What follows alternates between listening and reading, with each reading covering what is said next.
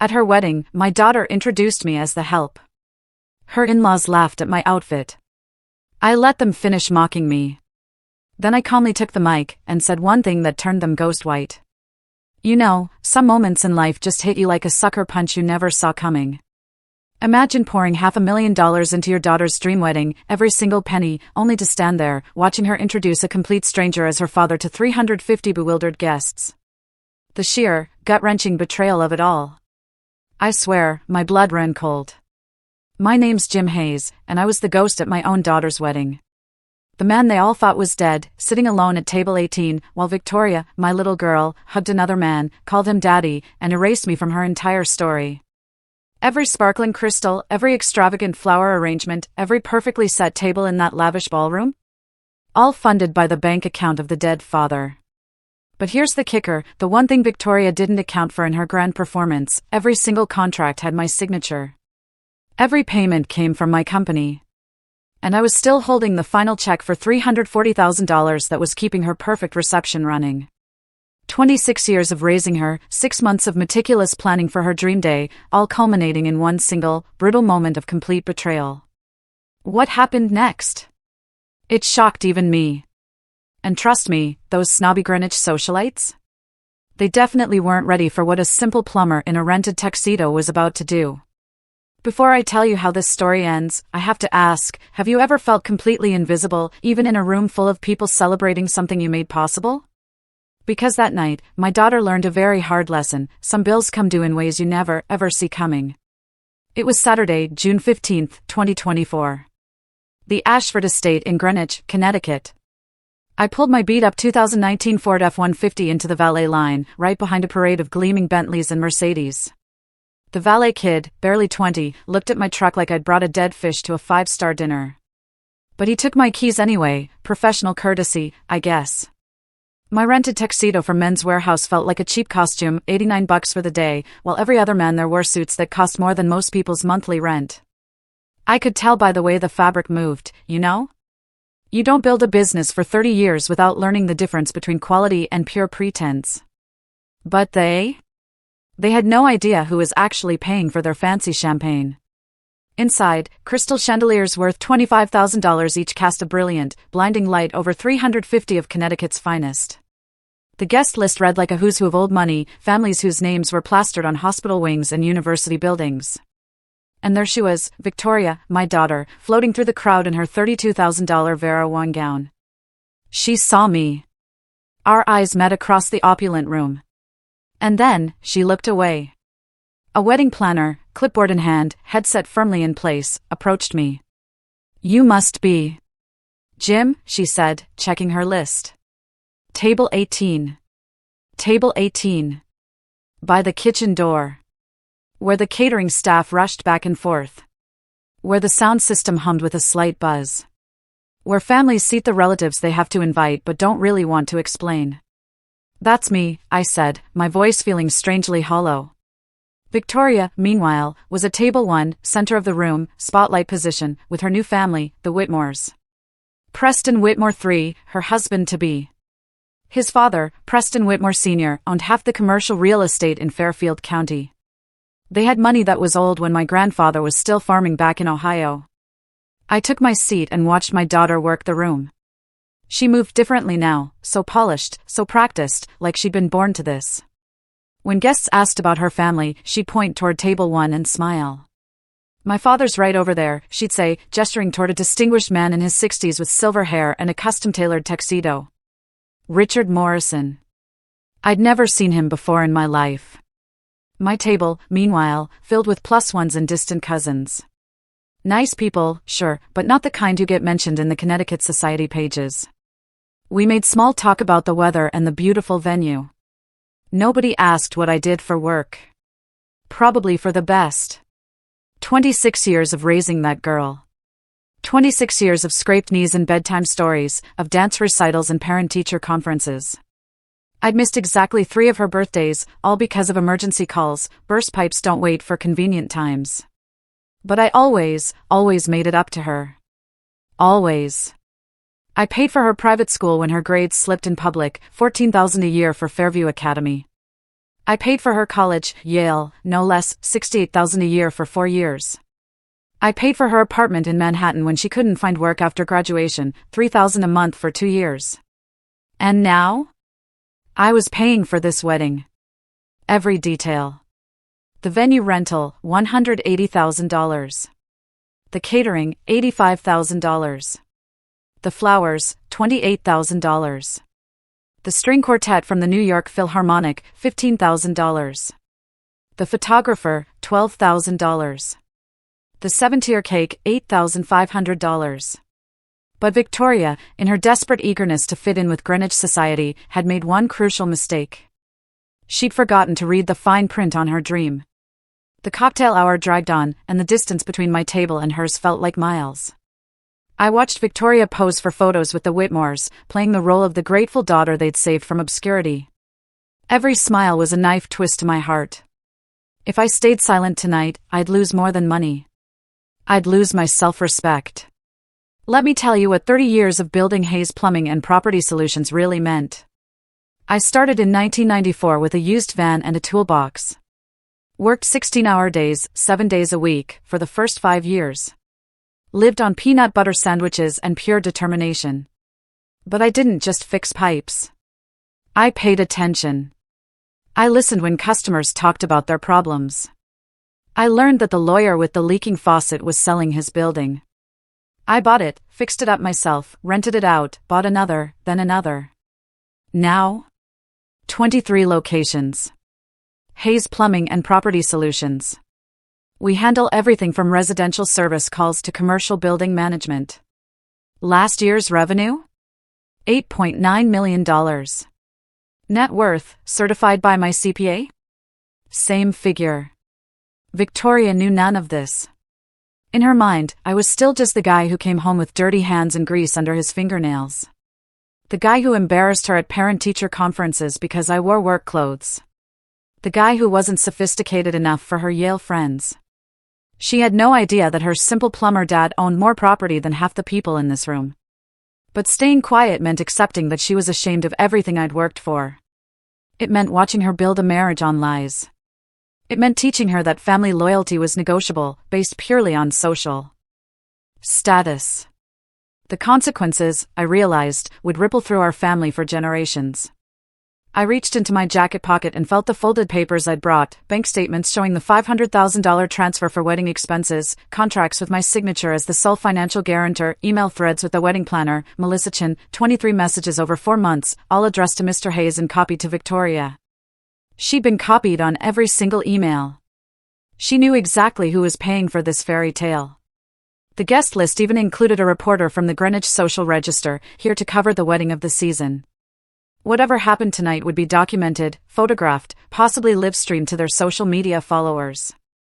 The Whitmores loved publicity, as long as it was the right kind. My attorney, Richard Polson, sat 3 tables away. We'd worked together for 15 years. He'd flown up from Florida just for tonight, carrying a briefcase with documents that could change everything. I'd asked him to be here, just in case. He thought I was being paranoid. Jim, he'd said over the phone, she's your daughter. She loves you. This is just wedding stress. But Richard had never had to sit at table 18 while his daughter introduced strangers as family. Catherine Brooks, the venue manager, kept glancing my way. She knew who really signed the checks. When vendors had problems, they called me, not the Whitmores. I was the client. I held the contracts. I had the authority to make decisions. The Whitmores thought their reputation and social connections made them untouchable. They'd never dealt with someone who built their power from the ground up, one satisfied customer at a time. They understood inherited wealth, not earned respect. If I challenged Victoria tonight, I'd be forcing her to choose, between her new family and her real one, between the lies she constructed and the truth she was running from, between the sophisticated life she wanted and the working-class values that built it. But if I didn't challenge her, I'd be teaching her that love without respect was enough. That she could take everything I'd given her and give nothing back. That being ashamed of your family was acceptable, as long as you did it politely. The cost wouldn't just be financial, it would be spiritual. I'd raised a daughter who thought character was something you could buy and sell, who believed that loving someone meant never having to say you're grateful. My phone buzzed. A text from Victoria. Daddy, please don't mention the plumbing business tonight. This is important to me. 30 years of sacrifice, reduced to an embarrassment to be managed. I looked around the room at the crystal and the gold and the flowers that cost more than most people's annual salary, at the guests who'd never worked with their hands or worried about making payroll, at my daughter who'd learned to be ashamed of the very qualities that made all this possible. The decision crystallized in that moment. Because some lessons can only be taught the hard way. 7:15 p.m. The cocktail hour was in full swing, and the social ecosystem revealed itself in all its polished cruelty. 3 guests approached my table within the first hour, all of whom had worked with Hayes Plumbing over the years. Margaret Henderson, whose flooded basement I'd personally fixed last winter. Dr. James Walsh, whose medical building we'd renovated in 2019. Sarah Chen, whose restaurant's plumbing emergency I'd handled on Christmas Eve 2022. Jim Hayes. Margaret's face lit up. I didn't expect to see you here. Father of the bride, I said simply. Her expression shifted. Confusion, then understanding, then something approaching sympathy. Oh. Oh my. Victoria never mentioned. She keeps her private life private, I said. But Margaret's voice had carried. Nearby conversations paused. Eyes turned our way. The whispers started immediately. That's the plumber. Victoria's father. I thought he was. Oh, didn't she say her father passed away? Within minutes, the story spread through the crowd like spilled wine through white linen. I watched faces change as the news traveled. Surprise, awkwardness. A few looked genuinely sorry for me. Most just looked uncomfortable, like they'd stumbled into a family drama they didn't understand. Preston Whitmore Sr. noticed the commotion.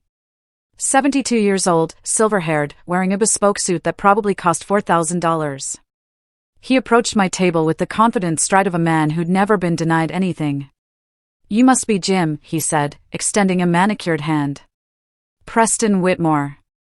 Victoria's told us so much about you. A polite lie. Victoria had told them nothing. Have we met before? He continued. You look familiar. I fixed your kitchen pipes last March, I said. Emergency call Sunday morning. You were hosting a charity brunch. His smile flickered just for a second, then returned, more forced this time. Ah, yes. Well, you do excellent work. Thank you. Victoria is fortunate to have such a practical father. Practical. Not successful. Not accomplished. Practical. Like a tool you keep in the garage. He patted my shoulder, a gesture that managed to be both condescending and dismissive, and then moved away. But the damage was done. The entire room now knew that the bride's father was the help. I watched Victoria's reaction from across the room. She'd seen the conversation, seen the whispers. Her face flushed red, then went pale. She said something sharp to Preston III, who immediately looked in my direction, not friendly. Curiosity, assessment, like he was calculating whether I posed a threat to his perfect evening. The string quartet played Pachelbel's canon. Servers circulated with champagne that cost more per bottle than most people spent on groceries in a month. The flowers, white orchids flown in from Hawaii, filled the air with expensive perfume. But the mood had shifted. What started as elegant anticipation now carried an undercurrent of tension. Guests kept glancing between my corner table and Victoria's center stage position. The math didn't add up, and everyone knew it. Catherine Brooks, the venue manager, appeared at my elbow. Mr. Hayes, is everything all right? Professional concern. She'd been dealing with me for months during the planning process. She knew whose signature appeared on the contracts. Everything's perfect, Catherine. If you need anything at all, please let me know immediately. She emphasized immediately in a way that suggested she understood the delicate dynamics at play. Catherine had worked events for Greenwich society long enough to recognize when social hierarchies were about to collapse. Preston III made his way over to me. 28 years old, Harvard MBA, trust fund baby, who'd never earned a callus in his life. His handshake was weak, the grip of someone who'd never held anything heavier than a golf club. Sir, he said, I want to thank you for raising such an incredible woman. She is incredible, I agreed. Victoria mentioned that you've had some challenges over the years. Challenges. Like working for a living was a character flaw. We all have challenges, I said. And of course, but I want you to know that she'll never have to worry about money again. The Whitmore family takes care of our own. Our own. Like Victoria had been adopted out of poverty instead of choosing to abandon her family. That's generous of you, I said. Family is everything to us. Blood or otherwise. Blood or otherwise. The insult was subtle but unmistakable. Victoria might carry their name now, but she'd never really be one of them. She'd always be the girl they rescued from working-class obscurity. Preston III smiled, the kind of smile sharks probably wore before feeding, and returned to his table. But I noticed something he'd missed in his eagerness to establish dominance. The attorney I'd hired was already walking toward the stage. Victoria caught my eye across the room. For just a moment, our gazes locked. I saw fear there. Not the usual social anxiety that plagued her in high-pressure situations. Real fear, the kind that comes when you realize your carefully constructed world might be about to crumble. She built this new life on lies and borrowed sophistication. She traded her family's love for social acceptance. She'd chosen status over substance, but she'd forgotten the most important rule of any transaction: always know who holds the real power. And tonight, she was about to learn that power isn't inherited, it's earned. My phone buzzed again. This time it wasn't Victoria. Final payment confirmation required by 9 p.m. Catherine Brooks, venue manager. I glanced at my watch. 8:45 p.m. The ceremony would start in 15 minutes. Victoria's perfect timeline, executed with military precision. But timelines can change quickly when you're the one holding the checkbook. Richard Polson caught my eye from across the room and tapped his briefcase. Inside that leather case sat documents that could unravel this entire evening in minutes. Contracts, bank statements, emails, the paper trail that proved exactly who was making this fairy tale possible. Richard had initially questioned my decision to bring legal documentation to my daughter's wedding. It seems excessive, Jim. It's insurance, I told him. Now, I was beginning to think I might need that insurance after all. Catherine Brooks approached my table again. This time she wasn't alone. Two of her assistant managers flanked her, young professionals in dark suits with earpieces and clipboards. Mr. Hayes, Catherine said quietly. Could we speak privately for a moment? We stepped to the side of the room, away from the crowd. Sir, we've had some inquiries about the final payment schedule. What kind of inquiries? The catering team needs confirmation on the outstanding balance. $340,000. The contract specified payment before service begins. I pulled out my phone and opened my banking app. The Hayes Property Solutions business account showed a balance that would make most people dizzy. But more importantly, it showed the pending transfer to Ashford Estate Catering. Scheduled for 9:15 p.m. Scheduled, not completed. Is there a problem with the payment? Catherine asked. No problem at all, I said, as long as the service meets the standards we agreed upon. Catherine's expression shifted slightly. After 15 years in the hospitality business, she'd developed an instinct for when clients were about to become difficult. But she'd also learned to recognize real authority when she saw it. Of course, sir, everything will be perfect. I'm counting on it. As she returned to her team, I noticed how they continued to watch me.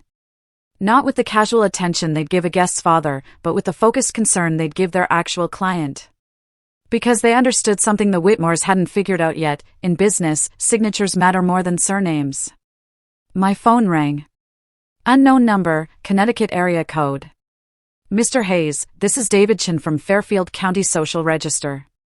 We're covering the wedding tonight. I'm not interested in interviews. Actually, sir, I was calling about the catering situation. I understand there's been some confusion about the payment structure. Word traveled fast in small communities. Someone had talked. No confusion, I said. Everything's exactly as it should be. Will the reception proceed as scheduled? Interesting question. David Chin wasn't calling about social coverage. He was calling because someone had tipped him off that tonight's wedding of the season might not go according to plan. "You'll have to wait and see," I said, and hung up. Preston Whitmore Sr. was holding court near the bar, regaling guests with stories about his latest yacht purchase, $2 million for something he'd use 6 weekends a year. But he was careful to speak loudly enough that everyone could hear about his casual relationship with money. Old money loves an audience almost as much as it loves itself. But old money also makes assumptions. They assume that because they've always had wealth, they understand how wealth works. They assume that social connections are the same as business relationships. They assume that a working-class man in a borrowed tuxedo poses no real threat to their carefully ordered world. Tonight, they were about to learn the difference between having money and controlling it. The ceremony was about to begin. Victoria's moment of triumph, the culmination of months of planning and a lifetime of social climbing. But every perfect moment depends on someone keeping the lights on. And I was the one holding the switch. 8:45 p.m. dinner service was in full swing, and the mood had shifted from cocktail tension to full-blown celebration. The ceremony had been flawless.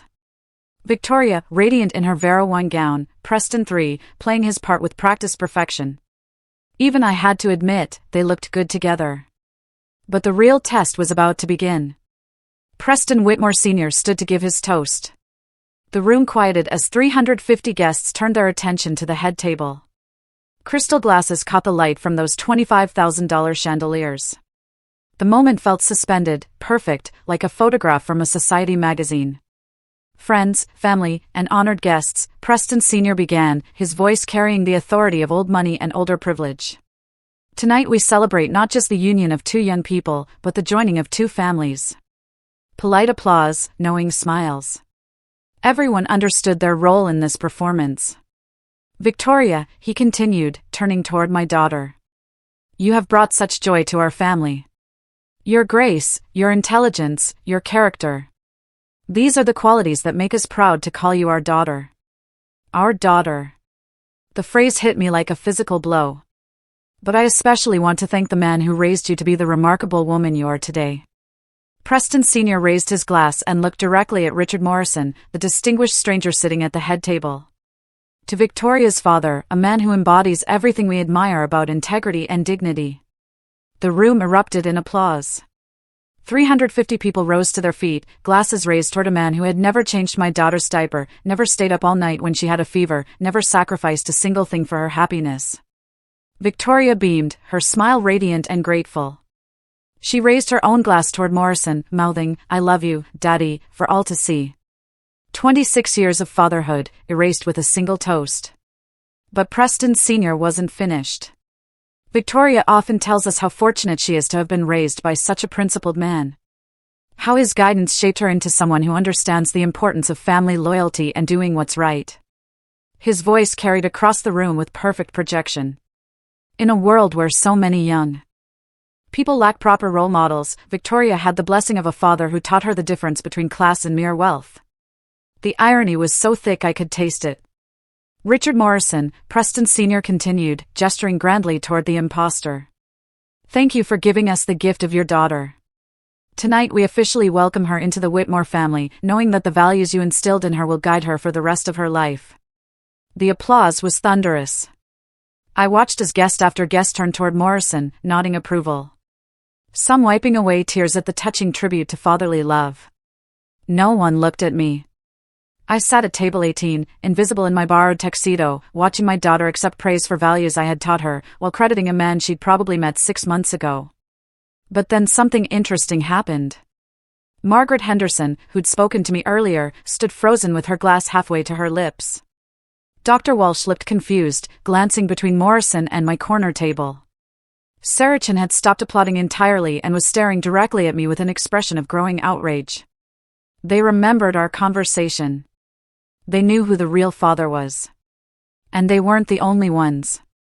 Catherine Brooks stood near the kitchen entrance, her professional smile strained. She held her phone in one hand, probably checking on the final payment that still hadn't been processed. Her assistant managers flanked her, all three watching my table with barely concealed anxiety. The catering staff had paused their service to listen to the toast, but I noticed how their supervisor kept glancing at his watch. 9 p.m. final payment deadline. They'd been told that service might be interrupted if certain conditions weren't met. Preston Sr. concluded his toast with a flourish. To Victoria and Preston, may their marriage be as blessed as the family that raised her. The room exploded in celebration. Guests surged toward Morrison to offer congratulations. Victoria hugged him tightly, tears streaming down her face. Whether from joy or relief, I couldn't tell. But I noticed something else. Davidson from the Fairfield County Social Register stood near the exit with a photographer, both watching the scene with the intense focus of journalists who sensed a bigger story developing. Chen's phone was already out, recording everything. Richard Polson had positioned himself near the stage, briefcase in hand. When our eyes met across the room, he nodded once. Ready. My phone buzzed with a text from Catherine Brooks. Sir, we need to speak immediately. Payment issues. I stood up from table 18. The room was still celebrating, glasses raised, people laughing and congratulating each other on witnessing such a touching family moment. But a few guests noticed my movement. Margaret Henderson watched me with growing understanding. Dr. Walsh had gone pale, realizing what was about to happen. I walked slowly toward the stage where Preston Sr. still stood, basking in applause. Each step felt deliberate, final, the point of no return. Victoria saw me coming. Our eyes met across the crowded room, and in that instant, I saw her recognize something in my expression that she'd never seen before. Not disappointment, not hurt, resolution. Preston III stepped protectively closer to his new wife. Preston Sr. continued accepting congratulations, oblivious to the shift in energy around him. But Catherine Brooks was already moving, her team spreading out around the room's perimeter. The catering staff had quietly stopped serving. Davidson raised his camera.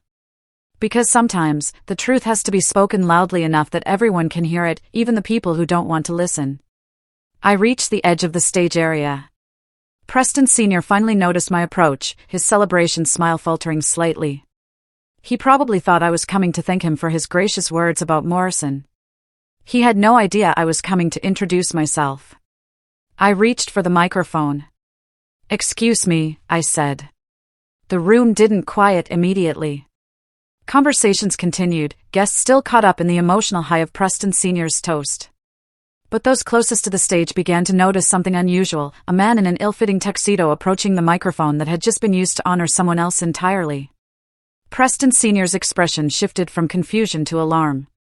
Sir, I'm not sure this is. My name is Jim Hayes, I said, my voice carrying across the room through the sound system. And I'm Victoria's father.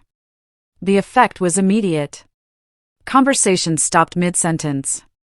Glasses paused halfway to lips. 350 people turned to stare at the man who had just disrupted their perfect evening. Victoria went white. Preston III stepped forward, probably planning to have me escorted out, but I held up my hand. For the past 30 minutes, you've been celebrating the wonderful father who raised my daughter. I gestured toward Richard Morrison, who looked like he wanted to disappear into his chair. That man has never met Victoria before tonight. Gasps rippled through the crowd. I heard someone say, "Oh my God," from the back of the room. Preston, I continued, looking directly at Whitmore Sr. I appreciate your kind words about integrity and values, but you directed them at the wrong person. Richard Polson appeared at my side, briefcase open. He handed me a folder of documents, bank statements, contracts, email printouts, evidence. This is the contract for tonight's venue, I said, holding up the papers. Signed by James Hayes. That's me. This is the catering agreement for $85,000. Also signed by James Hayes. The flowers contract for $28,000. The musician contract for $15,000. Every single vendor agreement for this evening. I could see faces in the crowd shifting from confusion to understanding. Margaret Henderson was nodding grimly. Dr. Walsh looked sick. The total cost of this wedding is $500,000. Every penny paid by Hayes Property Solutions. That's my company. Victoria found her voice. Daddy, please don't. Don't what? I asked, my tone still calm but carrying more edge now. Don't tell the truth? Don't embarrass you? Don't exist?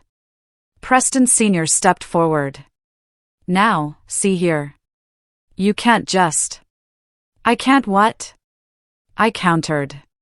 Pay for my daughter's wedding? Because that's exactly what I did. I held up my phone, showing the banking app. This is the business account for Hayes Property Solutions. Current balance $12.3 million. Tonight's wedding expenses transferred in full. The room was dead silent now. Even the catering staff had stopped moving. Hayes Property Solutions, I continued, is a company I built over 30 years. We started with residential plumbing and grew into commercial property management. 23 locations, $8.9 million in annual revenue. Not bad for a simple plumber. Catherine Brooks approached the stage, flanked by her assistant managers. Mr. Hayes, she said, loud enough for everyone to hear. We need to discuss the final payment authorization. Perfect timing. Of course, Catherine, you need the final $340,000 before you can complete tonight's service. Preston Sr. looked confused. What final payment? Everything was arranged. Everything was arranged by me, I said.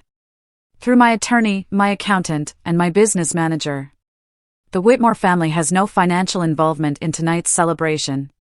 I turned back to the crowd, many of whom were now pulling out their phones to record what was clearly becoming the most dramatic moment in Greenwich social history. For 6 months, Victoria asked me not to mention my work at wedding events. She was embarrassed that her father was just a plumber. She wanted to fit in with her new family's social circle. I understood that. I wanted her to be happy. Victoria's tears were flowing freely now, but not tears of joy. But tonight, she went one step further. She told you all that her father was dead. She introduced a complete stranger as the man who raised her. She erased 26 years of our relationship to maintain her social status. The crowd was restless now. Whispered conversations, shocked expressions, phones recording everything. Preston, I said, addressing Whitmore Sr. directly. You spoke beautifully about family loyalty and doing what's right. You praised the values that shaped Victoria into the woman she is today. But you gave credit to the wrong man. I held up a printed email thread. These are communications between Victoria and wedding planner Melissa Chin. 23 emails over 4 months. Victoria was copied on every message. She knew exactly who was funding her dream wedding. David Chin from the Social Register was recording everything.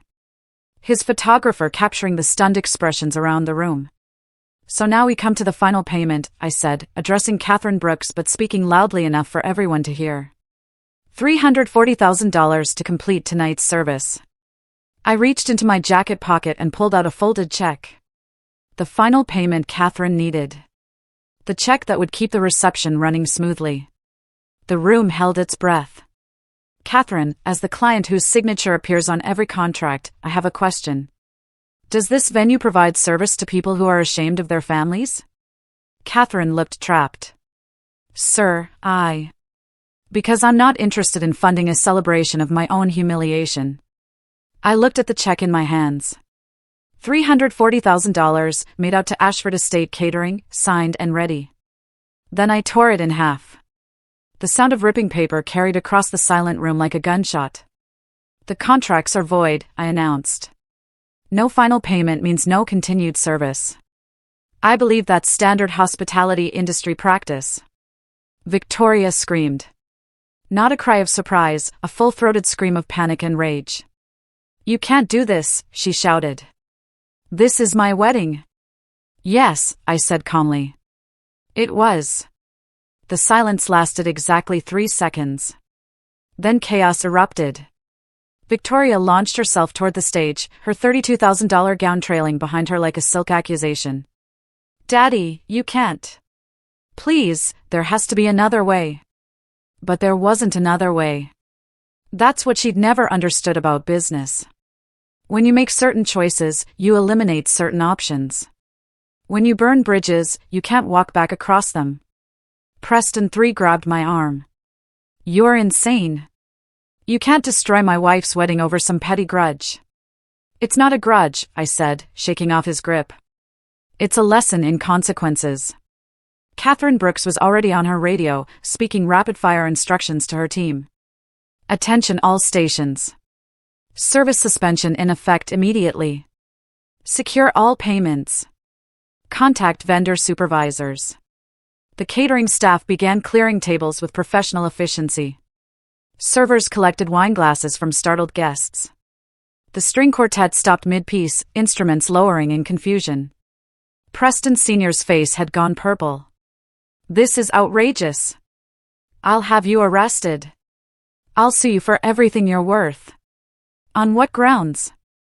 Richard Polson stepped forward, briefcase still open. "My client fulfilled his contractual obligations. He paid $260,000 up front. The final payment was contingent on satisfactory service completion." "The service was satisfactory. Was it?" I asked. "Because part of the service I paid for was treating my family with respect." "That didn't happen." Dr. James Walsh approached the stage, his face grim. "Jim, I owe you an apology. I should have said something earlier." "No apology needed, James. You're not responsible for my daughter's choices." But other guests were reacting differently. I could hear fragments of heated conversations. Despicable behavior. How could she do that to her own father? The Whitmores should have known. $500,000. Davidson from the Social Register was interviewing guests, his photographer capturing every moment of the collapse. This wouldn't just be local gossip. It would be documented, published, permanent. Victoria collapsed into a chair, her perfect wedding dress pooling around her like spilled champagne. 26 years, she sobbed. "You're throwing away 26 years over one night." "I'm not throwing anything away," I said. "You already did that when you told 350 people I was dead." The venue was emptying rapidly now. Guests gathered their belongings and headed for the exits. Some stopping to offer quiet words of support, others clearly eager to escape the family drama. The old money crowd particularly seemed uncomfortable with such raw displays of emotion. Preston Whitmore Sr. made one final attempt at control. "Hayes, let's be reasonable. Name your price. Whatever you want. Money, property, business connections. We can work this out." "You think this is about money?" I asked. "Everything's about money." "That's where you're wrong." I folded the torn check pieces and put them in my pocket. "This is about something you can't buy. Respect." Catherine Brooks approached me one last time. "Mr. Hayes, the venue is secured. Your remaining items will be stored safely overnight." Professional to the end. Catherine understood contracts. "Thank you, Catherine. You and your staff have been excellent." "For what it's worth," she said quietly. "In 20 years of managing events, I've never seen someone handle dignity under pressure quite like you did tonight."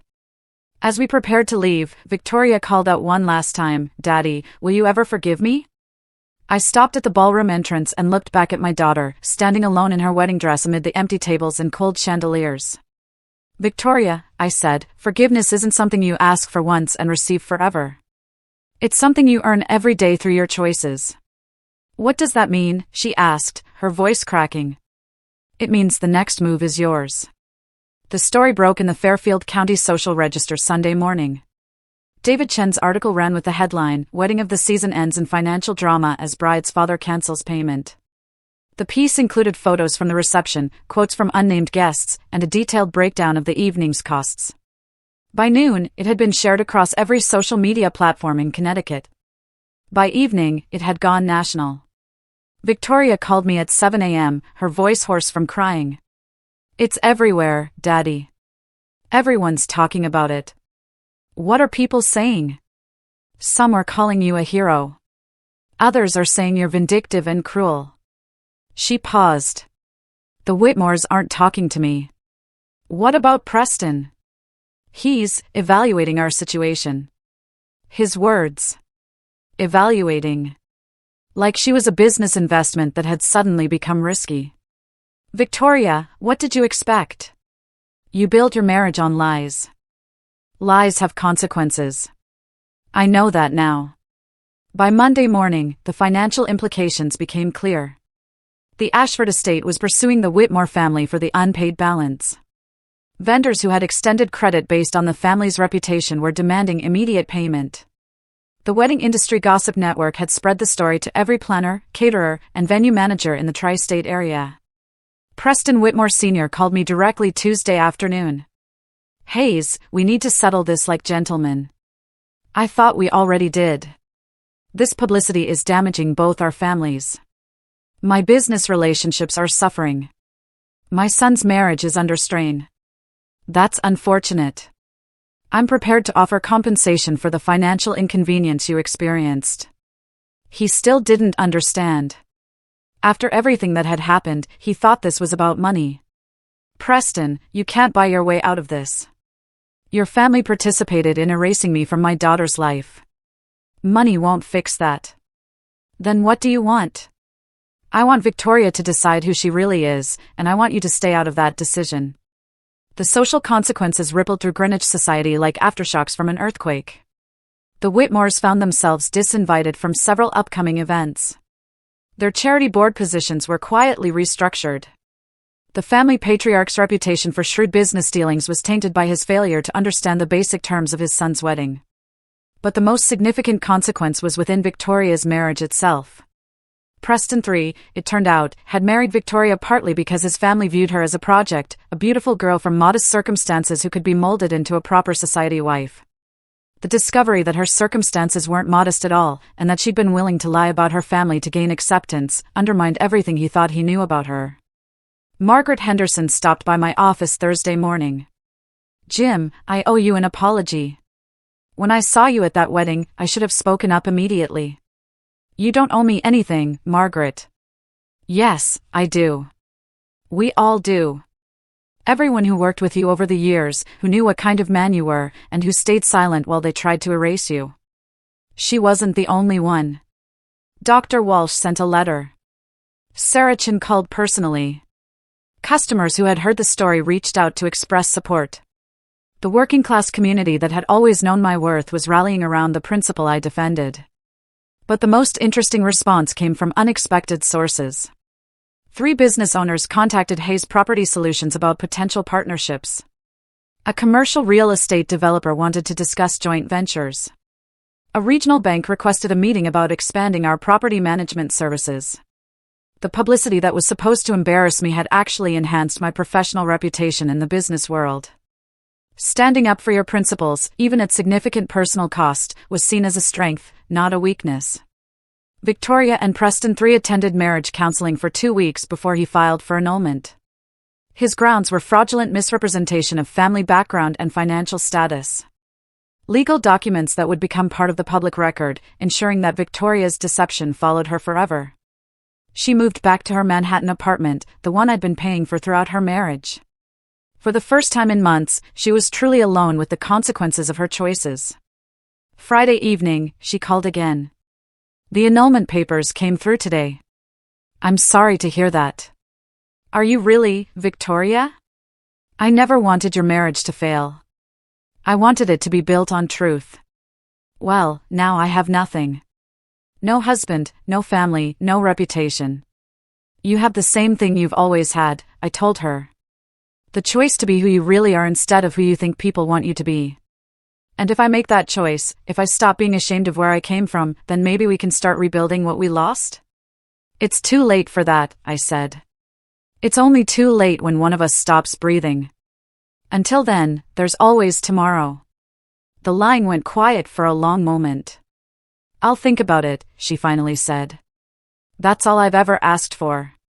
6 weeks later, Victoria knocked on my office door. Not my home, my office. Hayes Property Solutions, Building A, Suite 101, the headquarters of the business empire she'd been too ashamed to acknowledge. She looked different, simpler. Her hair was pulled back in a practical ponytail instead of an elaborate updo. She wore jeans and a sweater instead of designer clothes. Most importantly, her expression had changed. The artificial sophistication was gone, replaced by something I hadn't seen in years, genuine uncertainty. "Hi, Daddy." "Hello, Victoria. Can we talk?" I gestured to the chair across from my desk. The same desk where I'd planned her wedding payments 6 months earlier. The same chair where she'd sat as a teenager complaining about homework while I finished paperwork. "How are you doing?" I asked. "Honestly, terrible. The annulment made the papers. I lost my job at the gallery. Too much negative publicity. Most of my friends from the Whitmore circle won't return my calls." "I am sorry to hear that," I said, but then added, and also relieved. "Do you know how exhausting it is to pretend to be someone else every day? To monitor every word, every gesture, every opinion to make sure it fits the image you're supposed to project?" I waited. She needed to say this in her own words, at her own pace. "I've been thinking about what you said about earning forgiveness through daily choices." She looked around my office, taking in the awards on the walls, the photos of completed projects, the evidence of 3 decades of honest work. "I want to make different choices now." "What kind of choices?" "I want to work. Real work. Not managing social events or picking out flowers for charity galas. I want to learn the business that built everything I took for granted." I studied her face, looking for signs of performance or manipulation. But what I saw was exhaustion mixed with determination. The look of someone who'd hit bottom and decided to climb back up instead of staying there. "The business isn't glamorous, Victoria. It's early mornings and difficult customers and problems that don't have elegant solutions." "I know. I've been reading about property management, about commercial leasing, about building maintenance. I'm not asking for a handout. I'm asking for a chance to prove I can contribute something real." "What about your trust fund lifestyle? Your Manhattan apartment?" "I gave up the apartment. I'm staying at an extended stay hotel until I can afford something modest." She managed a weak smile. "Turns out when your father cuts off your funding and your husband annuls your marriage, you learn about budgets pretty quickly." For the first time in months, I felt something I'd thought was permanently lost. Pride in my daughter. "There's a junior position open in our residential services division. Customer service, some basic project coordination. It pays $38,000 a year. That's more than I've ever earned in my life. It's also more than most people your age earn without experience. But you'd be starting at the bottom, reporting to managers who are younger than you, dealing with customers who might recognize you from the newspaper coverage." "I understand. Do you? Because this isn't about redemption or making up for past mistakes. This is about whether you genuinely want to build something worthwhile, or whether you're just looking for another form of security." Victoria was quiet for a long moment, considering the question seriously. 6 months ago, I would have said I wanted security, but security based on pretense isn't really security at all. It's just delayed disappointment. She met my eyes directly.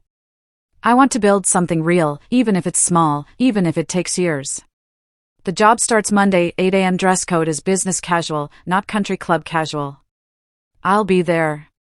As she stood to leave, Victoria paused at the door. "Daddy, thank you. For the job. For teaching me that self-respect isn't something you can inherit or marry into. It's something you have to earn." She smiled. The first genuine smile I'd seen from her since she was 16. And then, she walked out to begin the hardest work she'd ever done, becoming someone she could be proud of. "So, what do you think? Was I too harsh? Did Victoria get what she deserved, or did I go too far? If you were in my shoes, faced with that level of betrayal, what would you have done? Let me know in the comments below. I'm genuinely curious to hear your thoughts.